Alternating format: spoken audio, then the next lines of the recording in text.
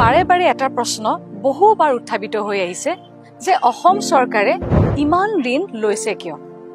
অসমৰ কি ঋণৰ বোজা বাঢ়ি গৈছে? কেইদিনমানৰ পূৰ্বে এগৰাকী ব্যক্তিয়ে কৈছে যে 1 লাখ টকা দৰমহা পোৱাৰ পিছত 48,000 টকাৰ মাহিলী কিস্তিত ফৰ্চুনাৰ লোৱাটো কিমান যুক্তিসংগত? এতিয়া সঁচা কি মিছা কি? প্ৰথমে আমি সাধাৰণ ব্যক্তি হিচাপে এই বিষয়টো বিবেচনা কৰি চালে কেনেকুৱা হয়। এজন ব্যক্তিয়ে বেংকৰ পৰা ঋণ কেতিয়া পাব? 1. যেতিয়া সেই ব্যক্তিজনে ঋণ ল'ব পৰাকৈ উপাৰ্জন কৰিব পাৰে। 2. যেতিয়া সেই ব্যক্তিজনৰ ঋণ ঘূৰাই দিয়াৰ সঠিক ট্ৰেক ৰেকৰ্ড থাকিব। অসমৰ মুঠ ৰাজ্যিক ঘৰুৱা উৎপাদন এই বিত্তীয় বৰ্ষত 6.43 লাখ কোটি টকা হোৱাটো প্ৰায় নিশ্চিত। আনকি 2028 চনত ইয়াৰ পৰিমাণ 10 লাখ কোটি টকা হোৱাৰো সম্ভাৱনা আছে। বৰ্তমান সময়ত AFRBM এক্ট অনুসৰি অসমৰ GSDPৰ বিপৰীতে ঋণৰ অনুপাত এতিয়াও কমি আছে। GSDPৰ বিপৰীতে এই বছৰ অসম চৰকাৰে 27,000 কোটি টকা ঋণ ল'ব পৰাৰ যোগ্যতা আছে। ভাৰত চৰকাৰে প্ৰদান কৰা এই সম্পৰ্কীয় পত্ৰখন চালে এই বিষয়ে জানিব পাৰি। এই হিচাপত এই বছৰ অসম চৰকাৰে লোৱা ঋণৰ পৰিমাণ ইয়াতকৈও যথেষ্ট কম। অৰ্থাৎ অসমৰ ঋণ যোগ্যতা এতিয়াও বহুত বেছি। এয়া ঠিক আপোনাৰ ব্যক্তিগত ক্ৰেডিট লিমিটৰ দৰে। আপোনাৰ উপাৰ্জন আৰু ট্ৰেক ৰেকৰ্ড অনুসৰি আপোনাৰ চিভিল স্কোৰো বাঢ়ি যায়। অৰ্থাৎ ই আপোনাৰ ব্যক্তিগত আৰ্থিক সবলতাৰ প্ৰমাণ। এতিয়া আহো ঋণ আপোনাৰ বোজা কেনেকৈ হ'ব। যেতিয়া আপুনি বিলাসিতাত আপুনি আপোনাৰ ঋণৰ ধন ব্যয় কৰিব।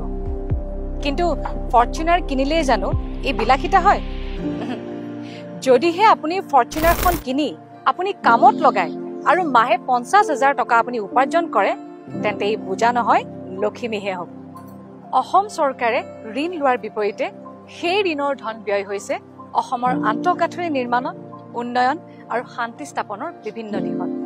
আৰু ইয়াৰ প্ৰমাণ সকলোৰে চকুৰ সন্মুখত। ই অসমৰ অৰ্থনৈতিক বিনিয়োগৰ বাটো মুকলি কৰিছে। এয়াও অসম আৰু অসমীয়াৰ বাবে অৰ্থনৈতিক সচ্ছলতাৰ প্ৰমাণ। বাৰে বাৰে এটা প্ৰশ্ন বহুবাৰ উত্থাপিত হৈ আহিছে যে অসম চৰকাৰে ইমান ঋণ লৈছে কিয়? অসমৰ কি ঋণৰ বোজা বাঢ়ি গৈছে?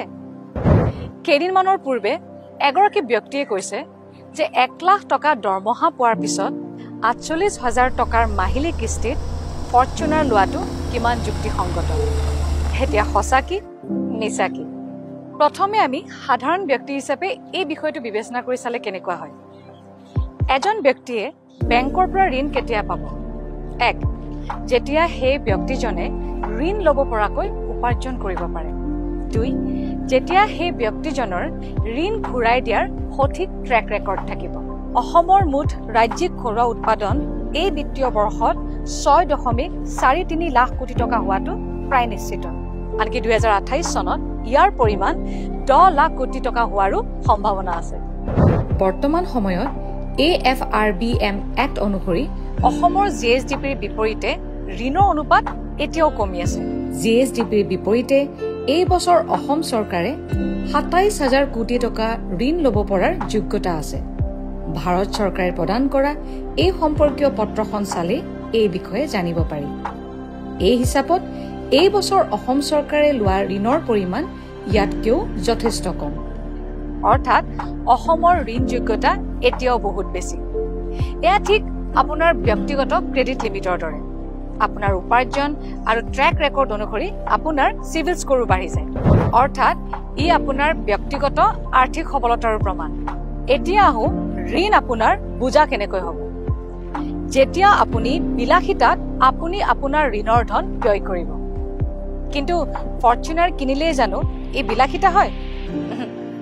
যদিহে আপুনি ফৰ্চুনাৰখন কিনি আপুনি কামত লগায় আৰু মাহে 50,000 টকা আপুনি উপাৰ্জন কৰে, তেন্তে এই বোজা নহয় লখিমীহে হ'ব।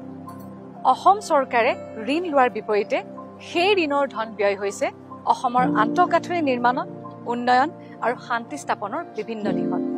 আৰু ইয়াৰ প্ৰমাণ সকলোৰে চকুৰ সন্মুখত।